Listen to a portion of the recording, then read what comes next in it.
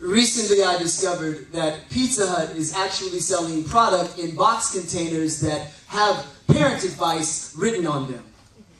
Here's tip number 1 for getting to know your child better. Start by asking them questions like, what's your favorite color?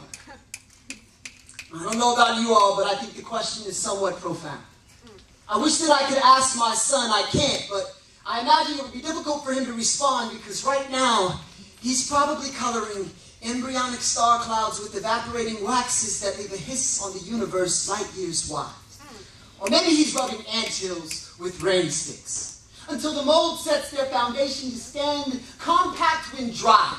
Or maybe he's sketching the lines of an eagle's flight pattern, sweeping strokes across their wings, bouncing on the wing, giving the buoyancy of a child's imagination. My kid is playing with God's box set of crayons. Come on.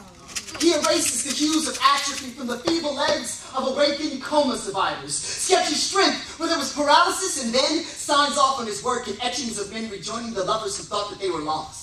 He outlines the faces of disabled letters in bold glosses of radiant success under the rhythm of Dr. Seuss lines, and on almost merciful days, he colors himself into my awareness. There seem to be a lot of those lately. He must be a busy boy. Daddy needs that. Because too often I remember the inside of an emergency room about as stable as Sybil, and the nurse who told my wife and I we couldn't touch his body. Stop, she said. Not until somebody else decided we could call him male and reasoned that his body deserved a blanket and the normal trappings of an infant. And to that, son, I'm sorry, but it's a brave new world out here.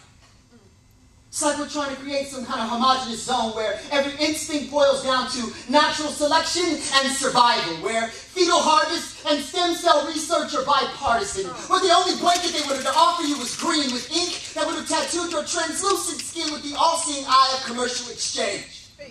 It would have made you a crib in the back alleys of Wall Street, together with other black market bodies, pungent with the air of capital, reduced to only so much Rorschach trivia like indiscernible ink blots on the altar of almighty perception, where they can say there's nothing there for you to see, but what your mind wants you to see.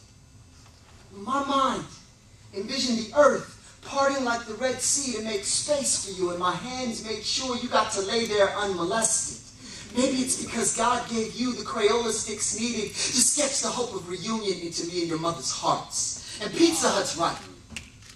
I should know what your favorite color is. I'm sorry that I don't.